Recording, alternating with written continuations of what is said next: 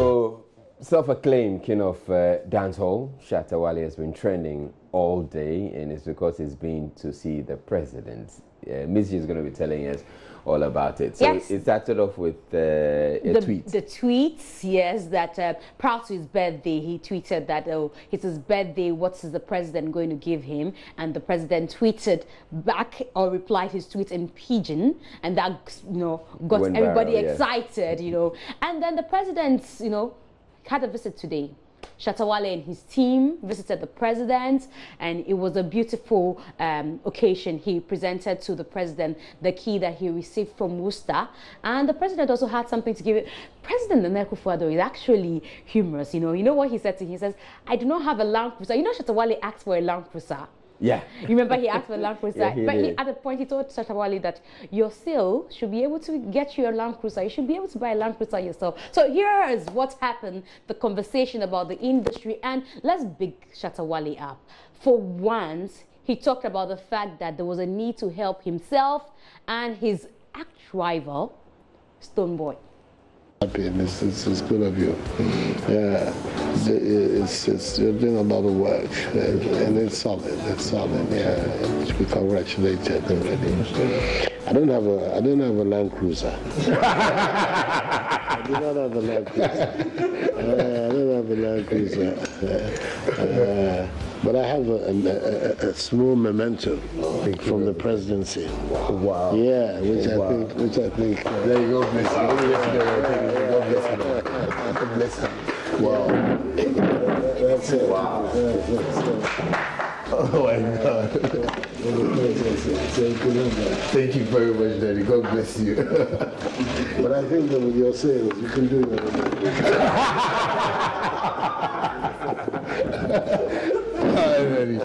When I went to the States, I met the mayor of Worcester, and they gave me this key, and I said to myself that any day I get opportunity to meet you, I'll just present it to you. Oh my goodness. Bless it for me, because it's so much for my career. So I said, I just wanted to present this to you. Oh wow. The mayor gave it to me.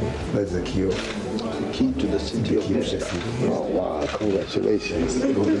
That's excellent. That's really well done. Well done. Thank you very much. Well done. Yes. And also, I have this one request I want to make. Please do so. I think our industry really needs, your support a lot. I know you're doing a lot for us, but I feel, we being as young men and instrumental to the youth, I feel you need to support, the hard-working ones in the industry, especially me. I've spoken to Bola about Stonebwoy, that we need just 2 ambassadors for Ghana music, not only for, performance sake, but to teach the youth what music entails, because most of them see it like fun, and we want them to realize it as business, for them to really grow up with it, because there's been so much talk said the government doesn't support, but I believe we don't help ourselves, and people like me and Stonebwoy have sat down to think about it, how we can really grow and teach them. Also messaging. Yeah, so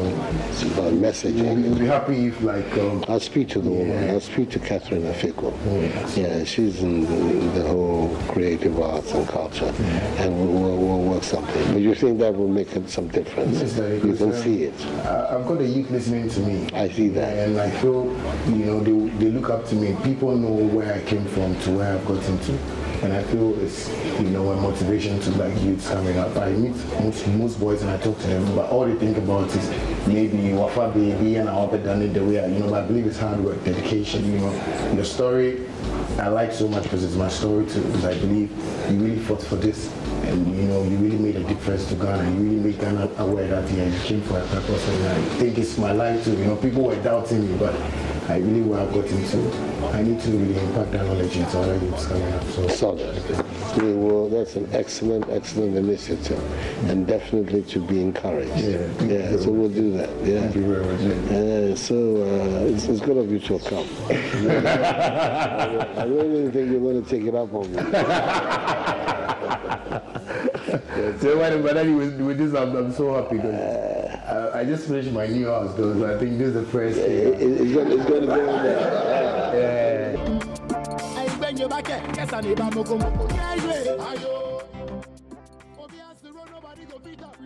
Ali, you know, Oh, he's been able to penetrate both political parties. So he has his father with the NDC. Now he has a friend in the president. So it's good for him. Well, and it all started with a tweet. It all started with a tweet, the power of social media. You need to tweet as well. I need to tweet, yeah. And tell the president that, you know, there's a false tweet going on. Stoneboy has tweeted that, thank you, Mr. President, but when do I also come back? I've seen something like that, but I know Livingston won't do that. Okay, so quickly before I go, because I hear that we don't have much time, let's also talk about Captain Planet. He has a new song. Have you heard people say that Captain Planet gives hope to a lot of people who have been trying hard to make a hit? Because he's been trying so hard to get a hit, and finally he's got one. And he's been speaking to Doreen Andor, the Cosmopolitan Mix, about his first US experience, and then the song Obiaji Obigel. I was so upset that I have to take some of the names out in my passport. Yeah, because I was so pissed off. I was like, why does my name makes me look like an alien? You're kidding me. It's true. But so they had to send you back home because they said you weren't Ghanaian. Yeah, you have a Ghanaian passport and your name is Negro. So they were like, this is your Doji. Mine is the DODJI. Okay. So they were spelling it Doji. Doji. Like Dovo. Okay. Then the Negro, which is NEGRO. They were like Negro. So you were Negro. So that makes me a pure black identity. Oh, these people so are terrible. Like, no, we have to call back American Embassy here to ask them if there is anybody by that name, by stage name, Captain Planet and all. So I was detained for like 2 hours. You're kidding. Yeah. Oh no. But which part of the country do you come from? Because Negro is not a common name that you hear every day. Yeah, we're from Bota region. We haven't heard from you in a while, actually, before Obiaji Obigel. What have you been up to? No, I've been releasing singles after singles. They are not really like they were not accepted like this before.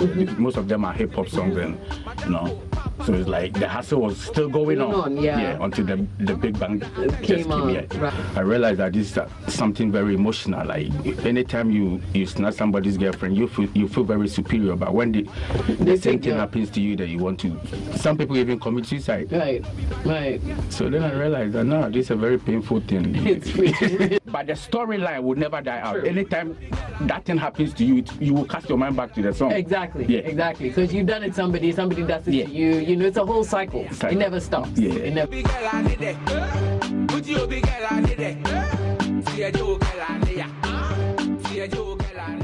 But it was a pretty interesting interview with Doreen. He talked about his relationship with the wife. He's married to Uche. And, I mean, the way they share jokes and the way they get because along, of Uche, he's constantly out of the country. You know, he's traveling here. Yeah. He talked about that as well. Exactly. He travels very often. I'm sure by now he might not be in town, you know. But Obiaji Ogelda. No, not that at this point he can say no. At a point, everybody has taken somebody's something.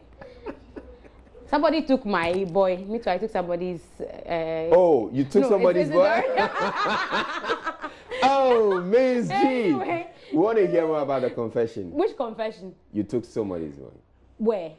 Where did you hear that from? Okay, so quickly, I can do Iroko TV launch, and Iroko TV was launched today. I told you earlier, but here's the CEO, Mr. Nyoko, talking about piracy. How are they going to tackle the issue of piracy? We've created our own DRM structure, which means that it's incredibly difficult to actually break one of our files and watch them. So usually files with like .mov or .mp4 formats. We've basically created a .iroko TV, which essentially means that it's much more protected, it's much more encrypted, so it's much more easier for people to kind of like have their content when it comes to us really control. But fighting piracy is really difficult. It's really difficult. So we don't say we have the answers, but we at least have a perspective which we hope will actually be successful. Okay, in terms of breaking into the international market, in terms of the content to reproduce, I know Africans will produce good content. From your view, as an expert who has done this business for several years now, what are some of the key challenges you've noticed on African content when it comes to movie productions? The thing is, I think international is still our own people who just happen to be international. So we should be able to, like, before we start thinking of international, we really need to like focus on selling to our own people. So like there was 1 billion people in sub-Saharan Africa, and they're the fastest growing population in the world. Let's focus on selling to those people. I think if we can provide value and we can bring content to them and it's convenient and it's at a cost they can afford, then I think we have a really, really bright future ahead of us. Okay. So that's the CEO of Iroko TV. Now they're in Ghana. Let's see what they are bringing on board for the movie industry. So that'll be it for entertainment. Remember to tweet the president. Tweet at the president. Tell him that we want to come to the Flagstaff House to say hello. And you also tweet about Ujobi boy. Oh, like what you told me that you took somebody's girlfriend some time back. Okay, he told me not to tell you, but I just did. So thank you for having me, Israel. Yeah, they're not believing you. They're not believing you. All right.